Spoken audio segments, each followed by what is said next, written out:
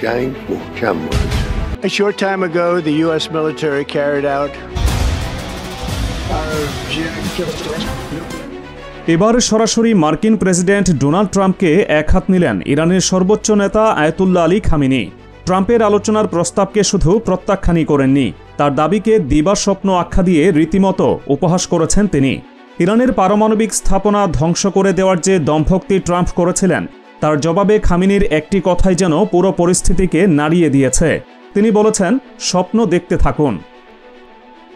আর এই কথার মধ্য দিয়ে ইরান ওয়াশিংটনকে যে কড়া বার্তা দিল, তা শুধু কথার কথা নয়, এর পেছনে রয়েছে ভূরাজনৈতিক বাস্তবতার এক কঠিন চিত্র। ঘটনা শুরু গত জুনে। সে সময় যুক্তরাষ্ট্র এবং ইসরায়েল যৌথভাবে ইরানের ভূখণ্ডে অত্যন্ত গোপন এবং বিধ্বংসী হামলা পরিচালনা করে। তার মূল লক্ষ্য ছিল ইরানের পারমাণবিক কর্মসূচিকে চিরতরে পঙ্গু করে দেওয়া এবং দেশটির মিসাইল সক্ষমতার কোমর ভেঙে দেওয়া। এই অভিযানের আওতায় ইরানের অত্যন্ত সুরক্ষিত এবং মাটির নিচে অবস্থিত ফোর্দো পারমাণবিক কেন্দ্রসহ বিভিন্ন গোপন মিসাইল কারখানাকে টার্গেট করা হয়। হামলার পরপরই মার্কিন প্রেসিডেন্ট ডোনাল্ড ট্রাম্প সদর্পে ঘোষণা করেন যে ইরানের পারমাণবিক অস্ত্র তৈরির স্বপ্নকে তারা চিরদিনের জন্য শেষ করে দিয়েছেন। তার এই ঘোষণার মাধ্যমে তিনি বোঝাতে চেয়েছিলেন যে ইরানের প্রতিরোধ ক্ষমতা সম্পূর্ণ ধ্বংস হয়ে গেছে এবং তেহরান এখন আলোচনার টেবিলে বসতে বাধ্য। কিন্তু বাস্তবতা ছিল সম্পূর্ণ ভিন্ন। ট্রাম্পের এই দাবিকে ভুল প্রমাণ করে অতি অল্প সময়ের মধ্যেই ইরান অবিশ্বাস্যভাবে ঘুরে দাঁড়িয়েছে। যে পারমাণবিক কেন্দ্রগুলোকে ধ্বংস করে দেওয়ার দাবি করা হয়েছিল, সেই কেন্দ্রগুলোর ক্ষয়ক্ষতি মেরামত করে তেহরান শুধু নতুন করে কাজই শুরু করেনি, বরং ভবিষ্যতে যে কোনো সংঘাতের জন্য নিজেদের মিসাইল সক্ষমতাকেও আরও উন্নত এবং আপগ্রেড করে ফেলেছে। ইরান প্রমাণ করে দিয়েছে এই ধরনের হামলা তাদের অগ্রযাত্রাকে সাময়িকভাবে বাধাগ্রস্ত করতে পারলেও স্তব্ধ করতে পারেনি। এই উত্তপ্ত পরিস্থিতির মধ্যেই ইরানের সর্বোচ্চ নেতা আয়াতুল্লাহ আলী খামেনি মুখ খুলেন। সোমবার শত শত ইরানি ক্রীড়াবিদ এবং পদক বিজয়ীদের সঙ্গে এক বৈঠকে তিনি ডোনাল্ড ট্রাম্পের বিরুদ্ধে তীব্র বিষোদাগার করেন।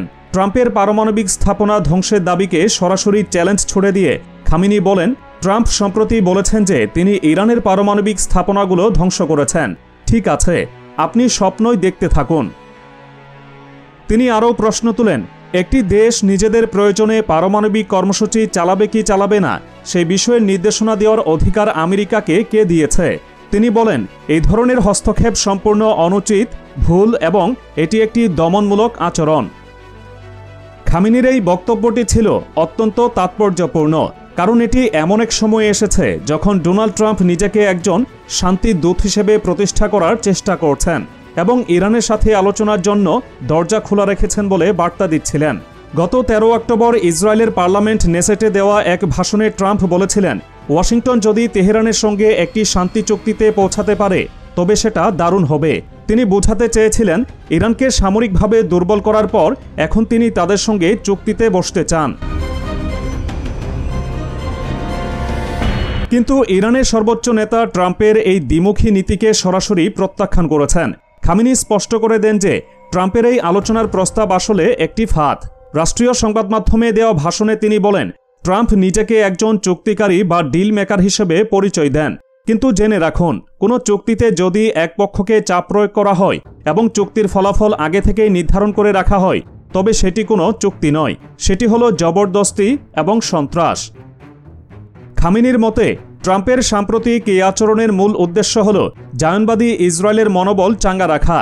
ইরানের বিরুদ্ধে ভিত্তিহীন এবং আজগুবি কথা বলে তিনি মূলত নিজের শক্তি প্রদর্শন করতে চাইছেন। খামেনি ট্রাম্পকে কটাক্ষ করে বলেন, যদি সে সত্যি এতটা শক্তিশালী হয় তাহলে আমেরিকার বিভিন্ন রাজ্যে যে লাখ লাখ মানুষ তার বিরুদ্ধে রাস্তায় নেমে প্রতিবাদ করছে, আগে তাদের শান্ত করুক। এখানেই খামেনি থেমে থাকেননি। তিনি ফিলিস্তিনের গাজায় চলমান ইসরায়েলি আগ্রাসনের প্রসঙ্গ টেনে আনেন এবং এর জন্য সরাসরি আমেরিকাকে দায়ী করেন। তিনি বলেন, ইসরায়েল যে সকল অপরাধমূলক কর্মকাণ্ড চালাচ্ছে তার মূল মদতদাতা হল আমেরিকা। গাজার নিরপরাধ নারী পুরুষ এবং শিশুদের ওপর যে অত্যাধুনিক অস্ত্র দিয়ে হামলা চালানো হচ্ছে, সেই অস্ত্রগুলো আমেরিকারই সরবরাহ করা। এই বাস্তবতার কথা তুলে ধরে খামেনি সন্ত্রাসবাদের বিরুদ্ধে লড়াইয়ের বিষয়ে ট্রাম্পের দাবিকে ডাহা মিথ্যা বলে আখ্যা দেন।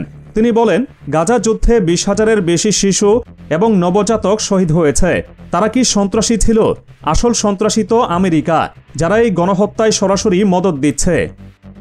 পশ্চিমা দেশগুলো বহু বছর ধরেই অভিযোগ করে আসছে যে ইরান গোপনে ইউরেনিয়াম সমৃদ্ধ করার মাধ্যমে পারমাণবিক বোমা তৈরির চেষ্টা করছে, যদিও তেহরান শুরু থেকেই এই অভিযোগ অস্বীকার করে আসছে।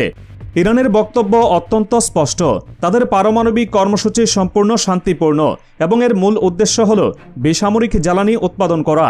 কিন্তু এই যুক্তি মানতে নারাজ আমেরিকা ও তার মিত্ররা। ট্রাম্পের আলোচনার প্রস্তাবের পেছনেও ছিল এই একই পুরনো চাপিয়ে দেওয়ার মানসিকতা।